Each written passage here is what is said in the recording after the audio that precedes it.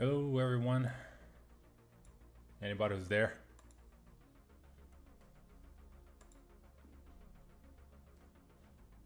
All right, we're about to begin. Hope you guys can see this. All right, welcome everybody. This is Carlos from DM's Fault. We're going to talk a little bit about Shadow of the Dragon Queen. Again, we're going to go with the disclaimer. This is going to be a GM discussion for people who run this campaign. This is not player friendly. There will be spoilers. We're going to be dealing with conversations that involve the campaign plot, villains, things that may be further in the end, setting up for things in the future. So if you're playing this campaign or if you plan to play, do not watch this video or you're going to get spoiled. You're going to get your experience probably ruined. So you're warned. Bye. Come back later, watch this video on the recording when you've done playing the campaign. But for all the GMs staying here, let's talk today about Shadow of the Dragon Queen and Vogler invasion. So, last video we talked a little bit about the prelude. We talked about how to set up this campaign so that it has the right mood, right? We talked about how to set up the Word of Kryn, how to make sure that the players understand that this isn't Forgotten Realms 2.0, that this is actually its own world. The gods are different. They have their own story. This is the time after the Cataclysm. It's a time of, as humanity has been kind of plunged in these dark ages with low magic or no magic at all for 350 years. The gods have abandoned them due to their mistakes in the past. And no one really knows why the Cataclysm happened. It's there are rumors, of course, and of course there will be historians and books that will have speculations and knowledge on this, but for the most part the average person doesn't really understand why or how the Cataclysm happened.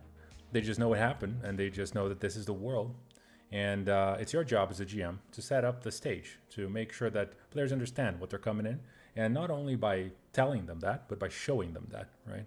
So on the last video I gave you some tips of how to show that through your in-game practices and lore. And today we're going to talk a little bit about after the introduction, right? So as I mentioned on the last video, the preludes are not mandatory, but Scales of War, which is the prelude where the Draconians show up for the first time, I think that one is mandatory. In fact, if I would have a minimalistic start to this campaign, that is what I would do. I would just run Scales of War and begin from there, right? However, there is something that I didn't mention and I would like to mention, that Scales of War, while fun, you engage a few Draconians, they ambush the wagon on the road, a bunch of Solemnian knights who were bringing supplies and items to the to Vogler for the festival, right? And so one tendency of the players to do that is to want to bring those supplies to Vogler, right? And so this is presents a very nice opportunity for you as a GM to let them use their creative juices. Let's say that they want to build some kind of sled, they want to try to fix the wagon, right? All these things are very nice, and you should kind of think about that preemptively so that you can allow them to do it. It's really nice to reward them, maybe give them some loot, and show them that if they take those spoils for themselves, they are essentially taking it from Vogler, right? Those supplies are supposed to go to the village, and a lot of people will be tempted to like, oh, let's take it for ourselves. It's a lot of loot. We can sell it. We can make a lot of gold. Yes, but you're essentially, these supplies were for Vogler, right? So it's a moral dilemma, let's say. I'm not saying don't let them take it. They could absolutely take it. I'm just saying that make them feel it, right? Make them feel bad if they take things from Vogler. Like, oh, we're waiting for supplies and our festival doesn't have enough food. Or, just show it to them when they get to Vogler that they hoarded the supplies of the city and it was supposed to be for common people for the festival. And now, they're making money out of it, or they're selling it back to the people who already bought it, right? So that's one thing. Another thing that players tend to do as soon as they defeat the Draconians on the Scales of War introduction prelude encounter is that they want to track the Draconians, right? This happens pretty much every playthrough. They're like, okay, cool, we killed these guys, but where did they come from? Are there any tracks? I want to roll a survival check. I want to look for where they came from. And that's a very pertinent question.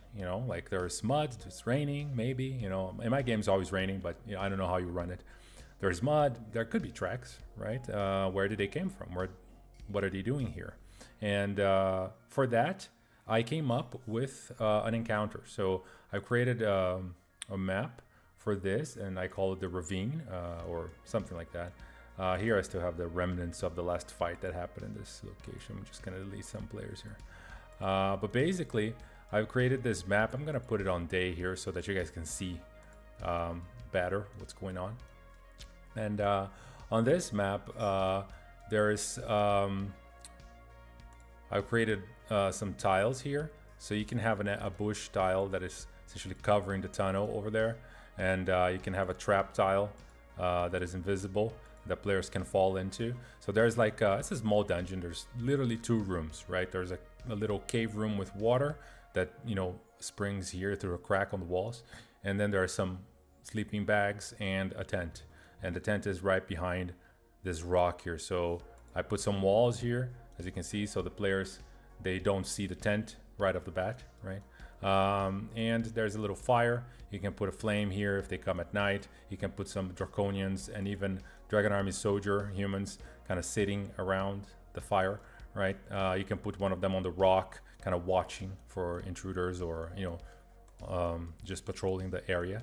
And players can either approach here from the south, right? So you can place their tokens here, or they can approach here from the bottom of the ravine and come to the left, and then they have a chance to find this secret passage behind the bushes that would be closed and covered by the bushes.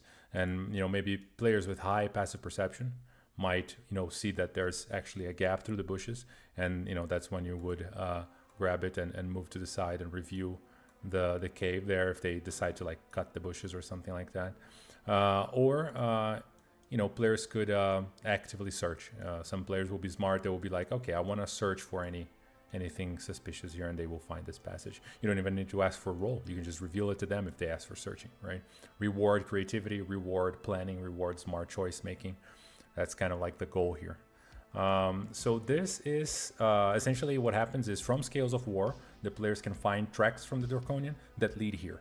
And here you have a chance to do a bunch of stuff. Now this is just a small scout camp of Draconians who've been essentially watching the movement in and out of Vogler, because they know that they're ready. The main army of the Dragon Army is ready to move in. They know that the main army is ready to conquer Vogler, and they've been ordered to monitor the activity to see, you know, who's coming in, who's coming out, and to intercept any caravans who would have fighters or supplies for the city to make it harder for them to resist, right? And that's exactly what the caravan, the wagon of Solemnian Knights was back then on the road, right? There was a reinforcement. You know, Solemnian Knights, they know how to fight. They bring armor, they bring weapons, they bring food. It, you know, it empowers the city to resist a siege. It empowers the city to just put up with fight, right? And they don't want that, so this scout group is kind of sabotaging. They're acting like bandits and taking out caravans and things like that, until, of course, they run into the players, which, you know, stop them. And so the players will stop them, and then they can track their presence here. And here you have a chance to introduce a lot of things. For example, there was one game where one of my players, we're still playing, by the way, they're now on level 10, but in the beginning he was a Drake Warden ranger, right? So I put that I placed an egg here, an egg of a metallic dragon, right? But it wasn't really a dragon; it was a drake, right? And so I knew that a player at level 3, he was gonna choose Drake Warden, and he would have a Drake pet, right? So then I put the egg here, and he found it, and then it hatched when he became level 3, and it became his pet. So it's an uncorrupted Drake egg that the Dragon Army was going to turn into a Draconian eventually, but they didn't have time to. You know, they got intercepted by the party, and so that was a really fun thing where I just kind of integrated the background and the concept of his character into the campaign, and I used the module to deliver that. And it can do a lot of things. If there's maybe there's somebody who one of your player characters is looking for, they could have been captured on their way to Vogler, and they could be here, and so they have a chance to maybe rescue them. There's a lot of plot that you can use this to reveal and to expose in a sense, and then it gives you a little bit more tools than just, well, we killed some Draconians on the road, What are these draconians? Nobody ever saw them. It's really weird that they are here. Yeah, let's just move on and move on to Vogler, right? The module as written does not consider that. It does not think, wait a minute, the players might be curious about these completely new creatures that look like dragons, right? Especially because they had powers, they were petrifying people when they died, they had acid blood. What the hell are these things, right? So if the players are just role-playing their characters in Kryn in this era, they would be very shaken by that encounter, and it's only natural they are going to want to investigate further. And this map helps you deliver that experience, right? I mean, you can use any map you want. My suggestion is make sure that you think of that possibility, that the players will not just go, well, we took them down, we got the supplies, let's just go to Vogler, right? That the players are going to be like, no, let's try and see where they came from, so that when we get to Vogler, we have some answers, right? And both of my groups did that. They investigated and tried to track the Draconians after defeating them on the road. And I think it's a very plausible outcome. So, maybe you want to be ready for it. With this map or with any other custom encounter for your campaign. So this would still be part of an advanced prelude, right? And all good. If in the end the players do not decide to track the Draconians, if they say, yeah, we got the supplies, let's go to Vogler, or we don't want to delay, we don't want to, go off road too much, so we're not going to follow any tracks, right? That's totally a possibility. Then in that case, don't run this and save this for later. Save this for a random encounter, right? This could be anywhere. This could be on Eskerbrook. This could be on Chapter 4, right? So this area here doesn't have to be a prelude map, but it could be, right? That's why I made it for, but you don't have to use it like that. You can use it any way you want. And you can replace this with any other encounter you find fun.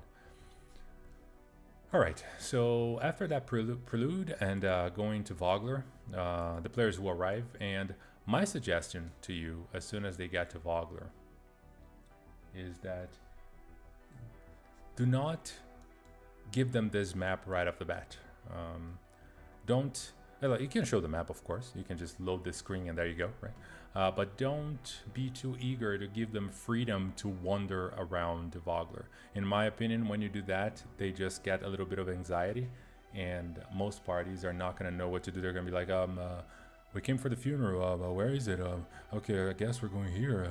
I guess we're going there. Like it's a little bit of like, we don't know exactly what we're doing here kind of situation, because they only had the information that they were coming to town for a funeral and the name of the person who sent the letter, but they don't know where she is. They don't know how she looks like. They don't know anything, right? So here is where your connections, the connections you built to Vogler in the prelude, will shine, right?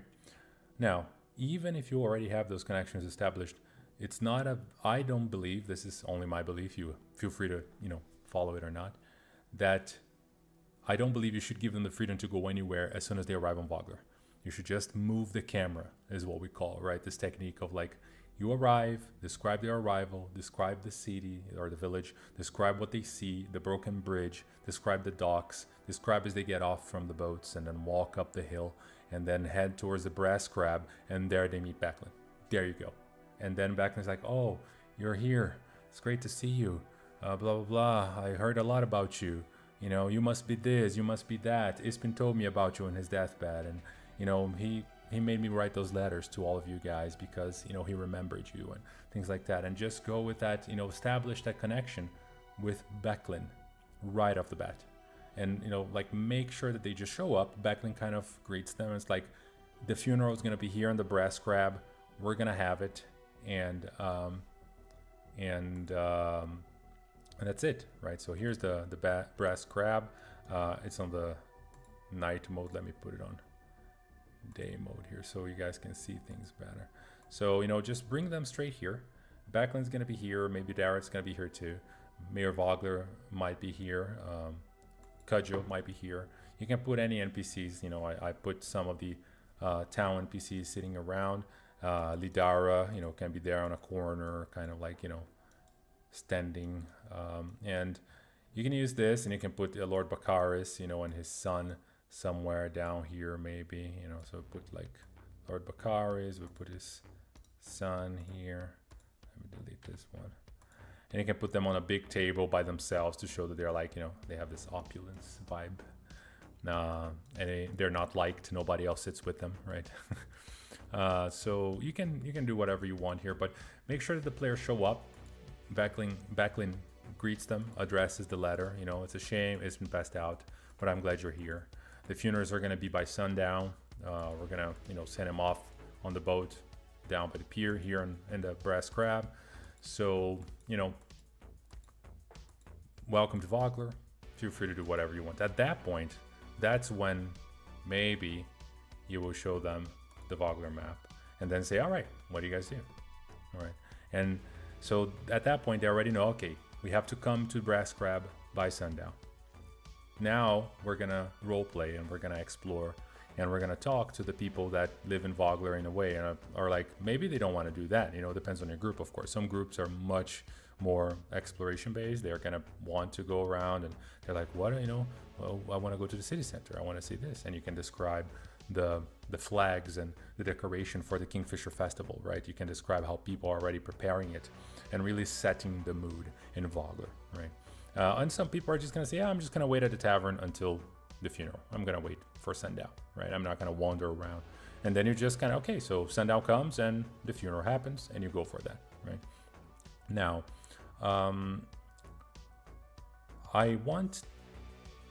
what I try to do with this village is I try to keep it as Vogler. I try to play it with Vogler being the quintessential starting village.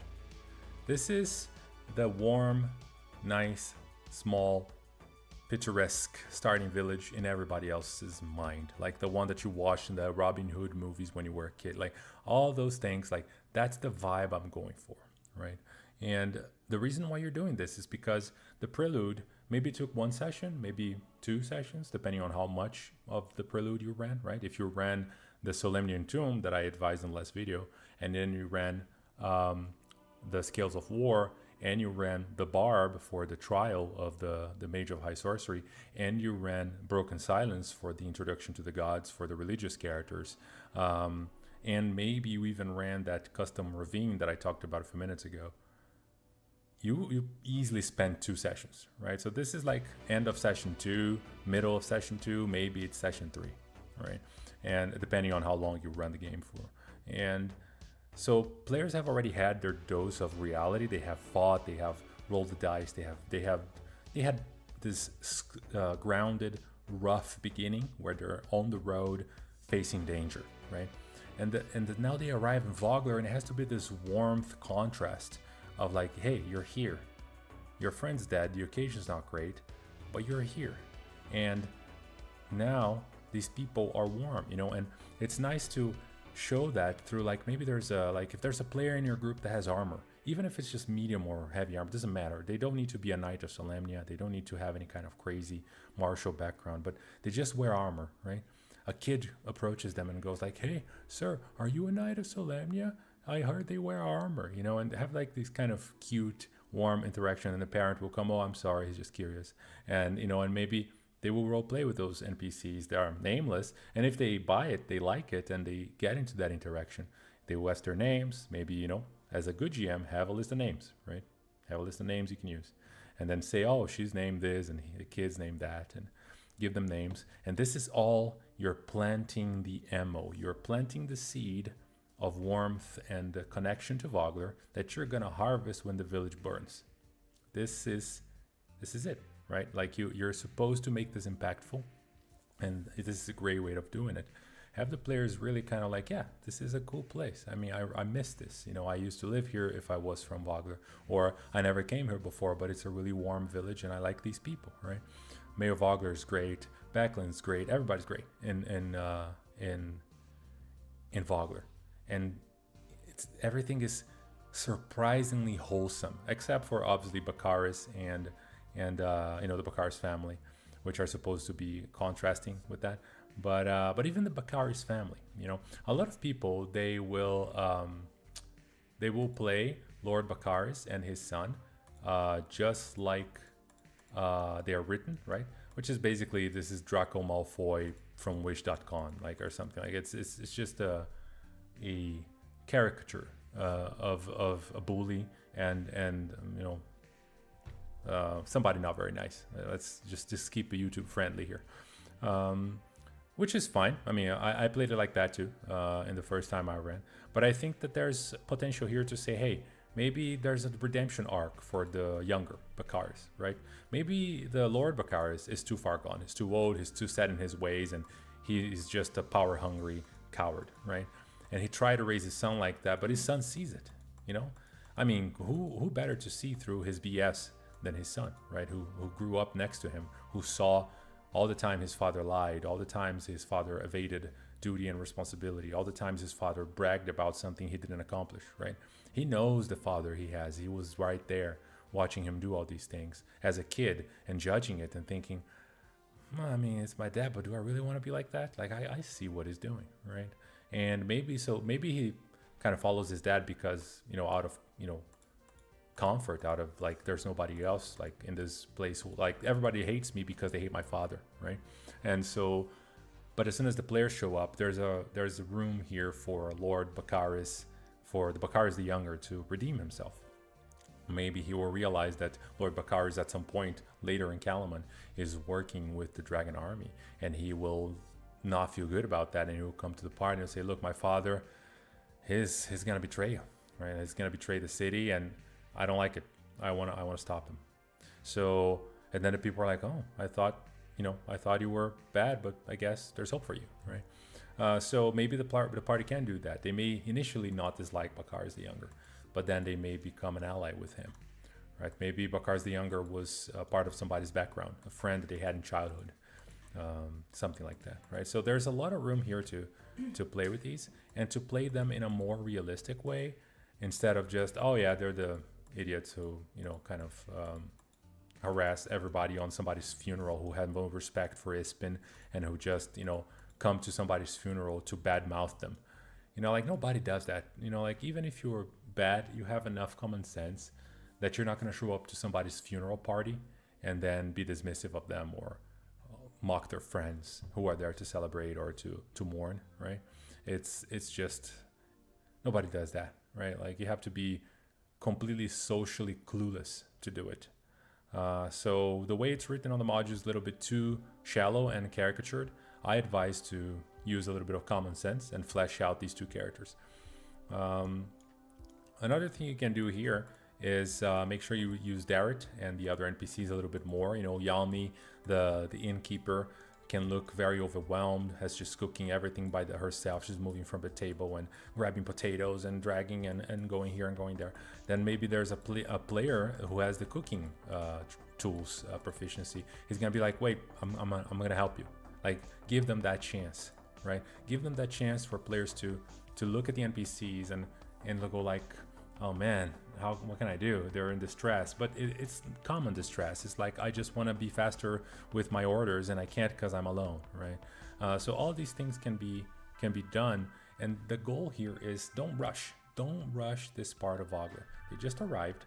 The festival is tomorrow. The funeral is at sundown. They have a few hours, right? Obviously, they're gonna want to talk to Backlund about what they saw on the road, and when they do that, Backlund should take it seriously. The way I've done this is like, she absolutely says, well, this coincides with some of the reports of thieves on the road that I received recently. Some strange sightings of hooded figures in the forest, kind of waiting for an ambush. And so Backlund believes the characters. That's the part of this place is surprisingly wholesome, right? The idea here is that players should instantly bond with these NPCs, and because it's not gonna last. As a GM, you know what's coming, but they don't. So make them think, oh, this is gonna be the status quo of the campaign, man. We're gonna get here. We're gonna be in this village. We're gonna go from level 2 to level 10 on helping these people, these NPCs. Like, this is gonna be the village where everything surrounds itself, or the story moves around. It is not. And you're gonna pull that rug, but they have to be standing on it with 2 feet. They have to be confident on that rug before you pull it. And that's how you do it. You connect them to these NPCs. And Backlund will say no more. You're a guest. Ispin made me send you letters. He made me invite you here. I'm not going to have you scouting. I'm not going to have you working, because players are very likely to offer that, right? They're going to be like, oh, so you've heard about it. Cool. So do you want us to scout the area? Do you want us to, like, you know, see if there are more of them? Like, we follow the tracks once, we can follow it again, right? Like, you can, you know, like, do you want to come back to us to the part of the road where they attacked us so you can follow tracks or whatever, right? And if the players do that, make sure Backlund goes like, no, our friend died. I have trusted people who they don't mind missing the festival tomorrow. They will go out there, they will scout. They will spend the whole night scouting, they will scout tomorrow. They won't come back to me without an answer. These are people I trust, right? You don't have to do that job yourselves. No offense, I just met you. Stick to the funeral, stay here with me. Let's celebrate the life of our friend who just died. Let's mourn him, let's, you know, do it justice. You're not gonna scout, you know, so make sure that she doesn't let them leave the village to do scouting or anything like that, because, you know, it's gonna derail the module, and it's gonna be kind of a waste of time. Unless you want to really expand the content in this area, I advise you to do that. Just keep them in the village, keep them in Vogler. Let them roleplay with NPCs here, let them go home if they have a house in Vogler and interact with their family or their mentors and things like that. And with the NPCs here in the Brass Crab, but don't let them go out and try to find trouble yet. So after that, you have the funeral, right? So the funeral is going to be here by the pier. There's a little boat there. So you can put a boat over here, you know, and Backlund and Cudgel will move there. People will stand here by the pier. They'll say the words, and this is pretty much, I run this as written. There isn't much, you know, the funeral's here, and then eventually they push the boat out into the water, and they come back inside. And on the evening of that day, they will be telling stories about Ispin and partying, right? And so that's the goal here. And one thing that I like to do is at session 0, I ask the players to write a paragraph or two of a story that they have with Ispin Greenshield, right? So this is one way also that you can find to ground the players to Vogler and to Ispin, is to, like, think about, invent a story of how you met Ispin, or an adventure that the two of you went on together at some point. Short and sweet. You know, some players will not do it. That's fine. If they don't do it, they don't do it, right? But this, right after the funeral, is the moment when the players can then share their stories, right? So if they wrote something, Backlund's gonna be like, all right, so who has a cool story about how you met Ispin? Or tell us, you know, let's celebrate our friend, let's remember him. And then, you know, you as a GM have a couple of stories ready that Backlund and Cudgel and maybe another NPC might tell. That, like, they have like 2 or 3 stories that you can tell about a mission they did together, right? Remember, Backlund, Cudgel, and Ispin, they were a party of adventurers, right? So they adventured together many years ago, and when they were young, they may have been up to no good. They may have been all over the land. So you can make up almost anything in that sense. Maybe you can use this to foreshadow something that the players will see later, right? I always insert the Forge of Fury on chapter 4 as an optional content mission, right? A dungeon crawl in the middle of chapter 4, which we'll talk about later, of course. If you have the Tales of the Yawning Portal book, the Forge of Fury is an adventure in that book, and it's a classic 3.5 adventure that got remastered for 5th edition in the Tales of the Yawning Portal. And I run that adventure in this module as a dwarven fortress. I kind of modified the lore around it, but I use the maps and I use, like, the monsters and things like that. And so here maybe it's a chance for them to say, oh yeah, there was a time when we found the entrance to this mine, and, you know, we did this and that, but then we ran, right? So they didn't really explore it. But then later in this module, the players will get the chance to explore it. They'll be like, oh, this is the story that Backlund told at the funeral, right? Maybe they'll connect the dots, right? Which creates a very nice kind of like, oh, the GM's really planning things. Things are really deep in this world, right? I can investigate because there are connections, right? And that's always a good feeling for players, and makes them invested in your game. So, and then the players can tell their stories. They can share in the funeral. And at some point, maybe the Bakaris will, in the module, it says that he'll stand up and he'll start hackling people, which, like I said, I think that's too much. It's too caricatured. I don't think anybody would really do this. Maybe they don't care. They keep eating rudely on their table while people are telling stories instead of paying attention. Or maybe they offer a toast that's a little bit too off taste, right? It's a little bit, no. Or they just get up and walk in the middle of a story, right? And everybody's like, well, what's up with those guys, right? Like you can make them be antagonizing without making them being, cartoon villains. So just come up with something. It's my suggestion. After the funeral, players have a chance to do their long rest, right? They can get their things back, and they can stay here on the Brass Crab. Backlane will pay everything, or they can go home if they live in Vogler, or if they have family in Vogler, they can sleep somewhere else. And make sure that Backlane tells them to meet them in the morning at the keep, right, as written in the module. So we don't have to change any of that. At that point, you don't really have to use a map for the Thornwall Keep, right? You can use a map, but you don't have it. Like I made this map, which is like the whole gate area, and it has the Thornwall Keep included. And Darrett's here tending to the horse, and Backlane is going to be inside. And she's going to bring them in, and she's going to tell them about the reenactment, right? And this is the moment where she will invite the PCs and go like, hey, so Ispin died, and he had, a heart problem. And in his deathbed, he told me he wanted people to participate on the battle reenactment. He wanted you specifically to participate on it. And she might then point to a martial character or to somebody who is a fighter who can use a shield, right? You can pick somebody in the party that she will specifically point to. But if you don't find anybody, she could just as well be one of you should participate on the battle and carry his shield. And then she will open the box and reveal the green shield, right? Now this green shield is just a +1 shield on the stat. And I advise you to keep it like that. You don't have to increment it if you don't want it. But the idea is that this shield maybe is more than that, right? You can connect this shield to any player's backgrounds, and you can connect the shield to a location. You can connect the shield to the Forge of Fury that I told you about, custom content that you insert later in the campaign. You can also make this shield some kind of awakening weapon, just like you have, I think Critical Role introduced this campaign of these dormant items, right? The heirloom items of the Divergence, right?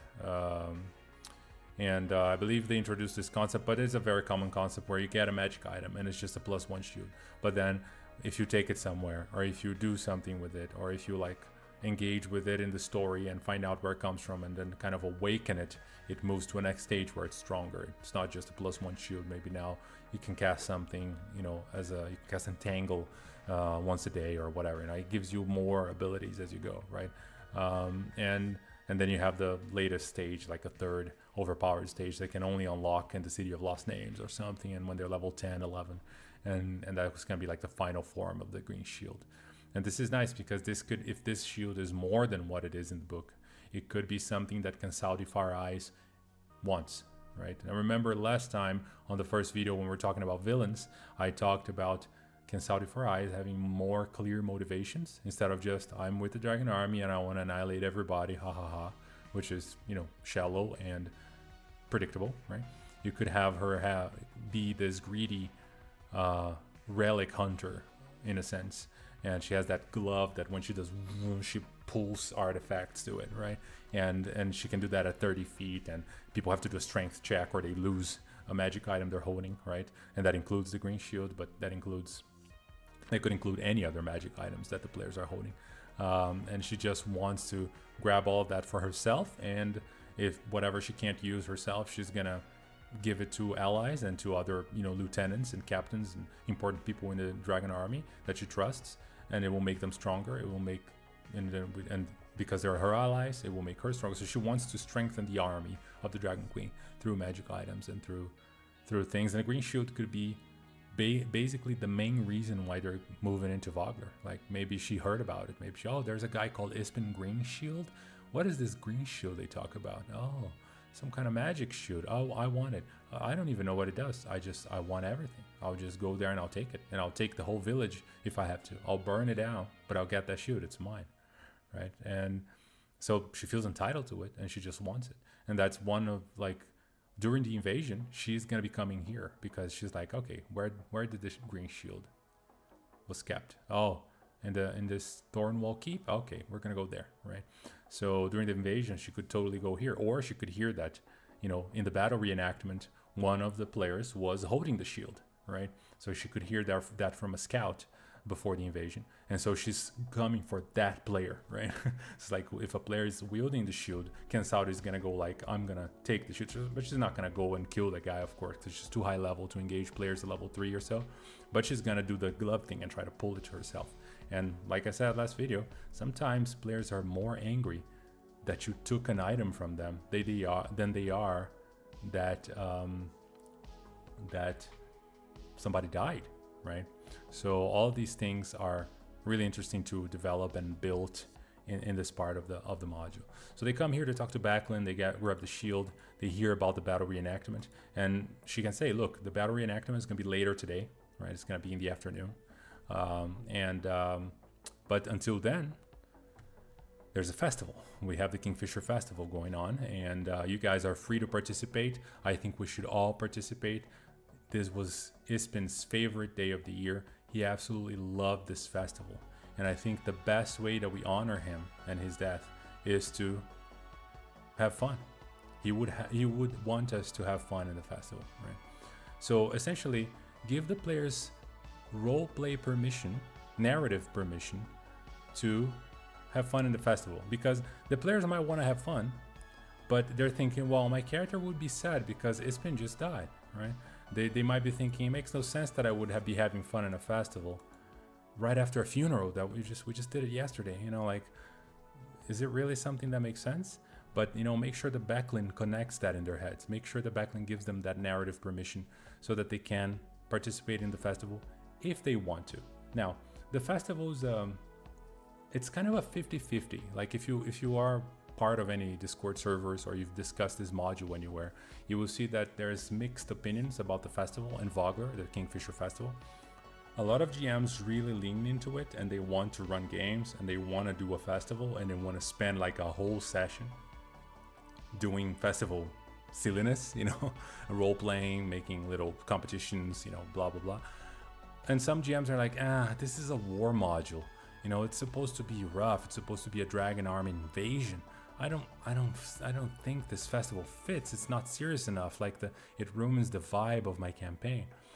And I can see arguments for both. I understand where they're coming from, but I think that no one can judge. No one can tell. I can't tell you, and no one else can tell you what you should do in your table. You know your players. You know what you played before this campaign, right? For example, I started this module with a group that had just played Call of the Netherdeep, right? Call of the Netherdeep starts in a festival, and it starts in a village with a festival, and we had just done that like 6-8 months before, and then we start a new module. Guess what? Starts in a village with a festival, right? I didn't want to repeat the motive. I didn't want to repeat that feeling of, okay, you start in a village and it's a festival, because I knew my players were kind of sick of it, and honestly I was too. I didn't want to start 2 campaigns the same way with the same group, right? So I kind of skipped it. I just like, yeah, you know, in the morning you see people celebrating and then they go to the battle reenactment in the afternoon, and then, you know, so I skipped straight to the Battle of High Hill almost right after they had the talk with Backlund here on the Thornwall Keep.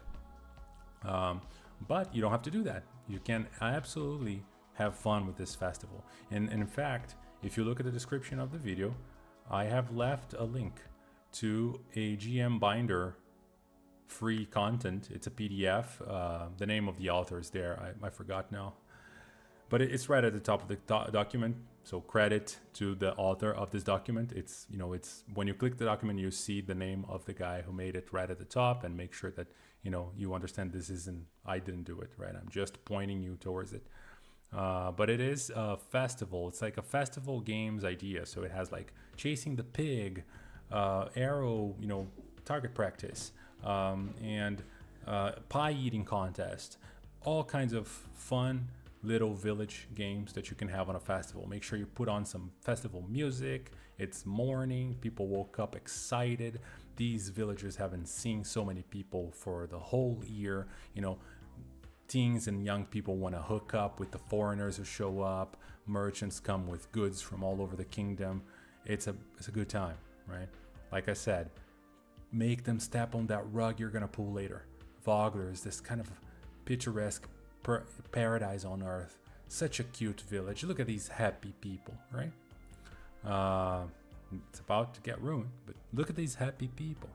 And maybe the players will want to play the swimming contest, by the pier, right? Fishing contest with Mayor Raven participating, right? Just like it's described in the module. So you have that fishing contest that you can use. It's right there in the book. You can do that, but you can do more. You don't need to do just that. Make the festival, make them go to the village circle, right? So you have the village circle here. And, I put here on this map, like there's some targets here for target practice, right, that they can use. And there's like, bow and arrow here. So players can go and shoot the targets, right? You can have pig tokens here and then have a pig race that goes around the village circle, right? So, the village circle here is like under the tree. They can go around in circles. They can do some kind of track. There's like some food booths here, right? And Mayor Raven is here. There's like a little stage where people may be dancing. There's all kinds of stuff you can do in the village circle using, I put all these festival flags hanging everywhere, the Kingfisher Festival. Remember, there's that image from the book, right? That image from, there's some art of the people of Vogler kind of sitting by this tree here, enjoying the festival. Flags hanging everywhere, decorations and everything. Lean on that image, show that image to your players, say, so you see everybody's having fun and this is happening, right? And then run your games and spend as much time as you want on this festival. If the players are having fun, do more, right? Like that's the point, right? Let them festival away.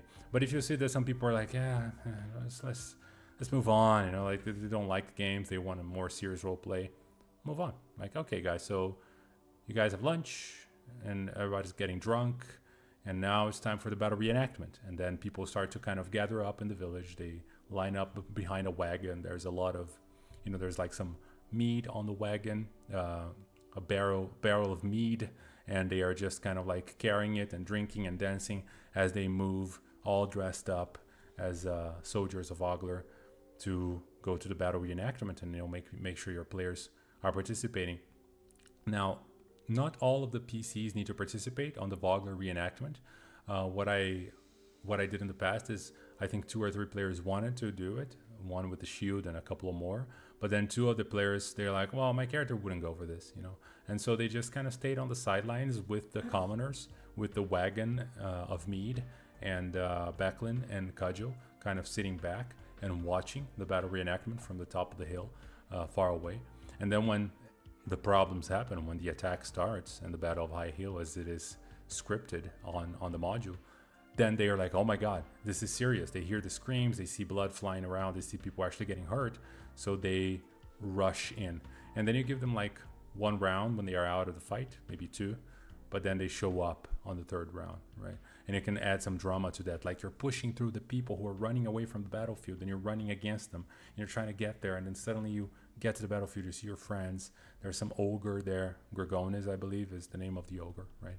And that brings us to the Battle of High Hill over here, right? So you can have Gorgones there, the players start around here I believe, and then they will see the fight going on. They can move up to the tree, they can attack people, and you can have some commoners, like maybe you can have a few commoners who are like here, and then you put like a riding horse and some some guards, which are essentially Dragon Army ironclad regime people who are betraying, who are with Gorgones and who are actually being paid to attack the villagers. So they will charge. You can see that the players will see them charging towards the commoners. And, you know, remember that I told you to maybe include that kid that's like, oh, hey, are you a Knight of Solamnia? You know, in the beginning. And if the players form the connection with an NPC, and then, you know, maybe one of the commoners here is their mom. She's like dressed in armor and she's playing a character on the reenactment, or maybe it's their dad, right? Or somebody they know. It's like, oh no, that's the only person that kid has that I talk early. And then they're gonna rush to just save them. So make sure that this fight is not like, it's not supposed to be a difficult fight, right? The players are gonna face roll over Gregonis. Like honestly, in my games, they kill him in a round or two. They will just, you know, pile up on this dude, especially if Backlund joins, and if you have any NPCs helping. You don't have to, right? But maybe Backlund and Kudjo are far away fighting other people, right? But if you put like, Gregon is not gonna live. I remember he has 30 HP. I remember I played with him, and I missed every attack. And they don't have multi-attack. They only have one battle axe hit. That's it, right? So I attacked 2 or 3 times. So 3 rounds. I missed every single time. And that was it. And then he died, right?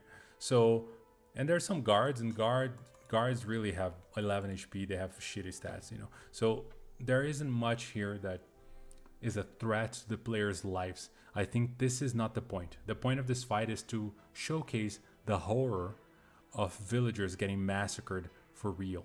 They were there to have fun and play a reenactment, and suddenly they're getting stabbed and panic ensues, right? So the player should feel this. It's like, oh my God, we have to save these people. We can't let them die like this. They're just, you know, they're just having fun. They're drunk, you know, and they don't know what's going on. And so the players start to actually kill. And so the goal is the dramatic question in the scene isn't can they defeat the monsters, because they can. It's can they defeat the monsters and the enemies in time to save villagers, to stop death, to stop violence, right? The goal here is how do we contain these people from killing villagers? So you can, every end of the round, you can describe as on the fray, which is the edge of the battlefield here, as people are fighting getting slaughtered, right? And the horses are falling, and people are like, oh my God, and they're screaming and things like that. Like, showcase that, make the players feel that. And I think this scene is going to have much more dramatic value than just, yeah, you fight some guards and there's an ogre and blah blah blah. Okay, cool, but you know, it should mean more than that, right? Once this is concluded, players may rush around. I had, you know, some of the players who were healers in my group, they're like, I will run through the battlefield healing anybody I can. Like, these people, I don't want to let anybody die, right? And they were like, oh, I don't care if you're dead. I'm casting cure wounds. I'm doing this. I'm using my healer's kit. I'm just going around helping people stay alive, helping these people of Vogler that I've grown fond of, that I was in the festivals with, that I was talking to just now. I want them to live. I don't want them to leave their kids alone. I don't want them to die on this senseless violence, right? And then they're going to be very angry at Gregonis. You know, in one of my games, they captured him. In other games, they just killed him, right? But they can capture him and absolutely take him back to the brass crab to be interrogated, and all of that can happen. So this is the first part of the Vogler events, right? So this would be a good way to run, and this is the moment, the turn, right? This is when you pull the rug. This is when you built the warmth, the wholesomeness of the people of Vogler up to this point. And when you get here, this is when you just stab them in the back, like the real world hits you again, baby. And any player who was kind of resenting you for going the non-serious path of the festival games and chasing pigs or whatever it is that you decided to do for the festival, when you get to this moment, they're gonna be like, oh damn, this is not for the faint of heart. This mod is serious, right? So you can also let's say surpass their expectations, right? They may be expecting something, and you say yes, and you add that little level of drama to it, right? And it makes it so much more meaningful. I think that the module, as it's written, doesn't emphasize this way of executing things. And I think if you do it that way, if you actually focus on these details that I've mentioned, you can make this 10 times more dramatic than the module describes and have a lot of fun in this time. And then from here on, that's when the tension begins. So now, you know, maybe they have another long rest, and that's it, right? From this point, from the Battle of High Heel, maybe they can come back to town with the wounded, with the bodies of whoever died, and they will interrogate Ragonis. They will find out, you know, Cudgel is going to find out that people in her militia, the Ironclad Marauders, I believe is the name, or the Ironclad Regime, they betrayed her. They went with Gorgonis. They got paid to come here and slaughter the people, and they got paid by some shady, hooded figure in the woods, right? Which is, it's the Draconians, right? It's the people of the Dragon Army who pay them to do this, to essentially weaken Vogler's defenses and take out their militia before the invasion, because then they have nothing to fight with, and Dragon Army can literally just move in, no casualties, barely any fights, right? So they can find that out by Gorgonis, and then they can go after the Draconians, and they can find, you know, Gorgonis could say, yeah, we met them in these woods around Vogler, just, you know, give them a pointer, the directions, and the players are going to be like, all right, let's go there. And that's, you know, you can make them go there. And at this point, if you didn't run the ravine that I ran, that I mentioned at the beginning of the stream today, that extra camp of Draconian forces, if you didn't run it on the prelude, this is a good time to run it. Now they're gonna go, they're gonna look for the people who paid off Gorgonis and his men, and then they find that little camp, right? And then there's a little dungeon they can interact with, and then from there they can find more tracks that will lead them ultimately to the Dragon Army camp, and then they will see the main army. They'll be like, holy shit, we gotta go back and let everybody know there's a gigantic army not too far from Vogler, right? But I want to detail that part more. I will discuss that more into detail, the events that happen after the Battle of High Heel, right? What happens, how to run, how to conduct the tension, because this is one of the most important parts in the module, in my opinion.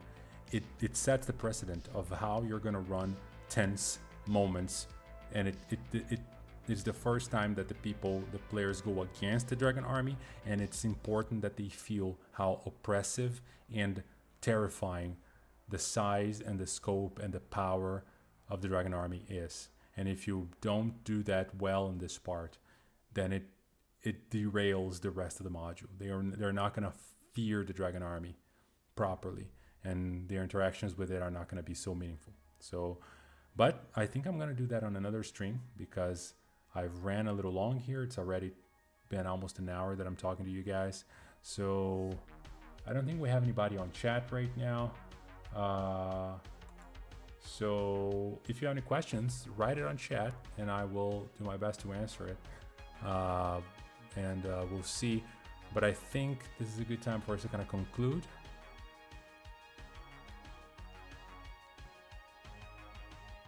I'm looking at chat here. I don't see anything. So, well, thank you so much, guys, for watching the stream, and I hope that my insights were good for you to run the arrival in Vogler and the events following it, and how to set up this atmosphere so that you can destroy it with the Battle of High Heel. Next stream, it's very likely we're going to discuss the part 2 of this, which is what happens after the battle, right? And how to conduct that tension, the war of attrition against the Dragon Army. Like, you scout, you find the main army, come back to village. You know, we can have a lot of things that you can do here. This is a very expendable, in the sense that you can expend it, right? Not that, yeah, it's a little, you can expand this content a lot and make it, not a lot, but significantly, and make it more meaningful and make it hit home. So we're gonna talk about that, and I'll provide you some tips. Until then, have a great week, and I hope to see you guys next Friday. Bye-bye.